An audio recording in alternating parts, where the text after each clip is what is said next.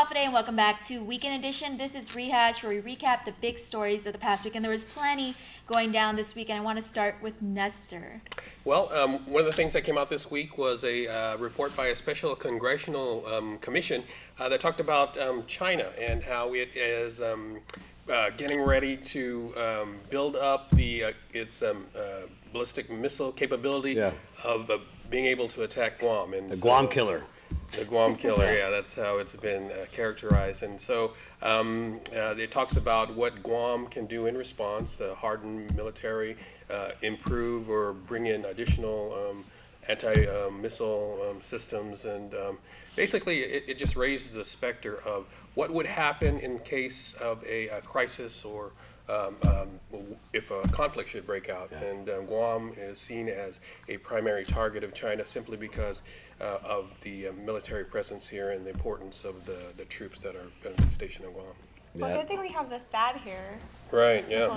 Yeah, and I think that was brought in specifically, maybe not for China, but maybe the North Korean threat at one point, yeah. And speaking of conflicts, there's been a long-standing conflict at in the local Catholic community. Specifically, a lot of groups have been surfacing. The Concerned Catholics of Guam, the Lady Forward movement, and they've been wanting more transparency from the Archbishop and the Archdiocese. And on Friday, they kind of were able to get some answers in a press release issued by the Archdiocese of Ganya. They make it known that they are ready. They are preparing to file a civil lawsuit against those who've been spreading malicious lies about the local Catholic community.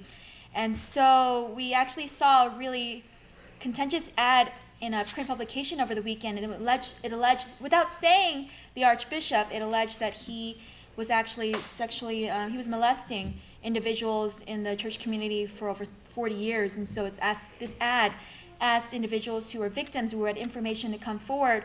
And so I guess that was maybe the last straw for the Archdiocese, who finally issued a press release. And they talk about how maybe these people who are making these attacks are just against the Archbishop, and they're trying to undermine his authority because he stayed strong on so many, contentious issues like casino gambling, legalization of marijuana, same-sex marriage. And so yes, they're preparing to file a civil suit, and they think that this is why they're being attacked. And they give they continue to support that the RMS, the Redemptorist Mater Seminary in Jotnya, is still owned by the Archdiocese. So on a lighter note, good news from Simon Sanchez. So it's been years in the making, and after protests, months of negotiations, 4 rounds of negotiations, the $100 million request for proposal was finally awarded to Guam Education Facilities Foundation. So they're going to begin with a $76 million reconstruction of Simon Sanchez High School. So I was there earlier today, and all the students were so excited. Their principal, Carly Messanayan, was actually cheering at the press conference, and they just said they've been fighting for this for so long. So they're excited for it to get started. But it's going to take some time, so it won't be completed until 2019. Wow. I was a member of the first graduating class of Simon Sanchez when it was a junior high. I feel young. Right. In sports, I guess the big news this week was we're sending Michael Mann of St. John's and Napu St. Louis of Southern High to this.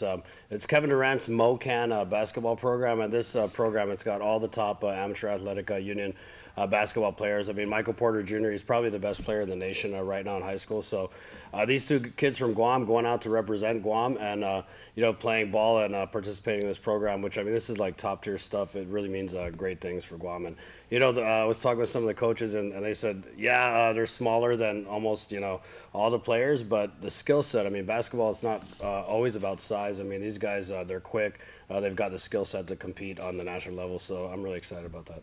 And thanks, Chris, for guesting us or joining us with your presence here on the Rehash set.